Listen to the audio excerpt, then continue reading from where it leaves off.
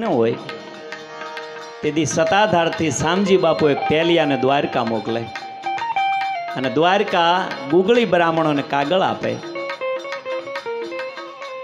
ગુગળી બ્રાહ્મણો દ્વારકાધીશની મૂર્તિ હામો કાગળ વાંચે. તમે કલ્પના તો કરો. અને મૂર્તિ હામો કાગળ વાંચીને એમ કે દ્વારકાધીશને માલુમ થાય, શામજી બાપુએ લખેલું હોય, દ્વારકાધીશને માલુમ થાય અમારા વિસ્તારમાં વરસાદ નથી, ગાયું તરસ્યું રહે છે, તો દ્વારકાધીશને માલુમ થાય થોડોક વરસાદ મોકલે. અને સાહેબ એ ટેલીઓ સીઠી લઈ અને દ્વારકાથી હજી હતાધાર ન પૂગે ને તો આકાશની માલકા ખરી જેવી વાદળી સીડી હોય હો સાહેબ, અને સીધો વરસાદ થાય. દ્વારકાધીશને માલુમ થાય અમારે વરસાદ ઓછો છે, અને દ્વારકાથી ટેલીઓ હજી હતાધાર ન પૂગે તા વરસાદ આવીને વરહીને ભયો જતો હોય. કલ્પના તો કરો. ભરોસો હોય તો હું ન થાય. અને આ દુનિયામાં લગભગ હું માનું ક્યાં સુધી હું આ દુનિયામાં માણસ સવારતથી પ્રેમ કરે છે. નીચ સવારત કોઈ પ્રેમ કરતું હોય ને તો એક પરમાત્મા કરે છે, એક આપણી કુળદેવી માં કરે છે. અહીંયા બધા સવારતથી છે યાર. નો એક ફેક્ટરીમાં આગ લાગી હતી, જે કર્મચારી હતા એ બધા ગુજરી ગયા ને પછી એમાં ફેક્ટરીના માલિકે બેનું ઘરે બેઠ્યું ટીવી જોઈતું છું ને એના છોકરાને બોલાવે બટા તો હા કે આ ફેક્ટરીમાં આગ લાગી એમાં ગુજરી ગયા તારા જ બાપા? એ કે હા. તારા બાપા જે કામે જતા એ જ ફેક્ટરીમાં આગ લાગી? હા. તા તો ટીવી વાળાએ કીધું કે હોબાળો ન થાય, ઓલા ફેક્ટરી વાળાએ કીધું હોબાળો ન થાય ને એટલે આને 50 લાખ ખાતામાં નાખ્યા. તા તો એના એ બદલી ગયા બે રહ્યો. ફેક્ટરીનો માલિક ભગવાનનો માણા કહેવાય. 50 લાખ. આ સવારતની વાત કરું છું. આશય તો ઠીક છે, મારી પાસે આશય તો ખૂબ હોંસાવું. દીકરા તો હા તાર બાપાનો ફોટો ઉતાર્યો, લૂસી ખુરશી ઉપર મેલ્યો. ત્યાં ડેલીએ ટકોરા છે, ડેલી ખોલજો. ડેલી ખોલી, દરવાજો ખુલ્યો. તા તો ઓલો હામો એ કે તમે તો ફેક્ટરીમાં કે હા ફેક્ટરીમાં આગ લાગી? હા. તમે હું ફેક્ટરીમાં જતો તો તમે જીવતા કેમ? આ તમે સવો ભૂત છે.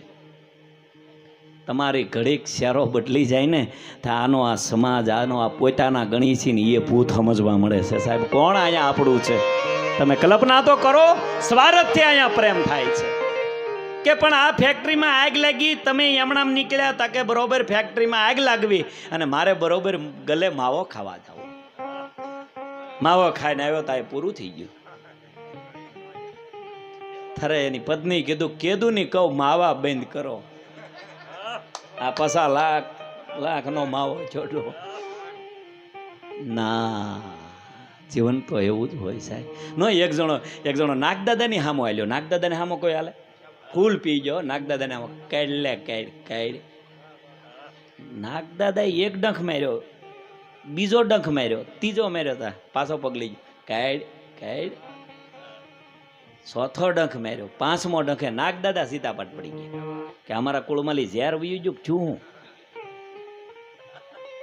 નાગદાદા બહાર આવ્યા, કોમામાલી બહાર આવ્યા તો ગામ ભેળું છું ને ગામે ભેળા થઈને કીધું કે આને એમ્બ્યુલન્સ બોલાવો. એ કે નાગદાદા હાટો બોલાવો, આપણે જરૂર નથી. આખા ગામે ભેળું થઈને જોયું તો પગજ પ્લાસ્ટિકનો નીકળ્યો. તમે કરી હું લ્યો. આ નાગના ગાળિયા કરે આપણા હું ન કરે છે. તમે કલ્પના કરજો. આ પહેલું વહેલું હાવ લોકડાઉન છું. તમે જોયું હેરીમાં કૂતર્યા સિવાય કોઈ બહાર નહીં. માણાની જાત જોવા ન મળે મારા કોઈ નહીં. મારા ગેટે બે કૂતર્યા વાતો કરતા હતા, ડાઘો ને ખોહરીયો બે. એ કે ડાઘા તક બોલને ખોહરિયા. એ કે આ લોકડાઉન ખુલશે કે દેખ તારે શું કામ છે? એ કે વેલાર ખુલે તો સારું, નકર કડવાનું ને ભહવાનું ભૂલી જાવ ડોહા. અને લોકડાઉન હાલ્યું ક્યાં સુધી કોઈને કોઈ કઈડ્યું હોય, કોઈને ભયું હોય તો એક દાખલો દેખાડી ગયો સાહેબ. ના, કારણ કે એ ભય છે. અંતે કોઈ આપણું નથી. આપણો હોય તો એક આપણો પરમાત્મા આપણો છે. એટલે આપણે શિવને કહી છીએ, હોળિયાનાથને બાપુએ બહુ સારા ભજનોમાં યાદ કર્યો.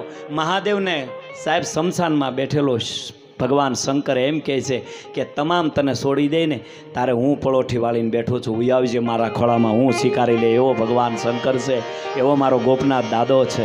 હા હા હા. મહાદેવ કેવો કે સોમનાથ મહાદેવ ભોલિયા કરું તમારી જેવ જટામાં વસે માત ગંગે.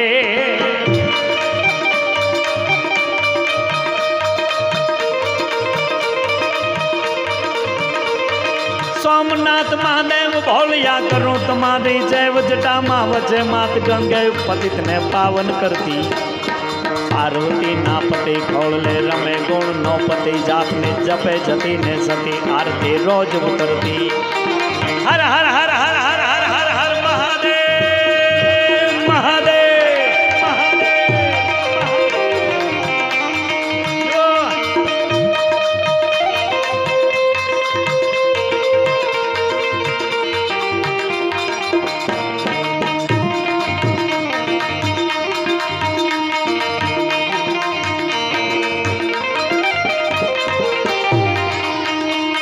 મામો માય. અને બાપુએ બહુ સરસ ભજનમાં ગાતા ગાતા કીધું ને કે દેવો ને દેવ કહેવાય, પણ સાહેબ જેના ભક્ત હાટું કુબેર પાસેલી લોન લેતો હોય ને એક જ એવો મારો મહાદેવ છે. હા, શિવ શિવ છે યાર. સપટી ભભૂત મેં ખજાના કુબેર કા. એક બીલી પત્ર ને એક લોટો જળ ચડાવો તો મારો બાપ રાજી થઈ જાય, એવો ભગવાન શંકર છે યાર. અને પાછી કવિ દાદ બાપુએ એવું લખ્યું કે શિવજી રાજનીતિમાં હોશિયાર, એની સીધી હાલે સરકાર, એના ઘરમાં ઉંદર કાંઈ આડાવળો હાલે તો ગળામાં હરપ તૈયાર, અને હરપે કાંઈ વાકો છૂકો હાલે તો કાર્તિક મોરનો હસવા.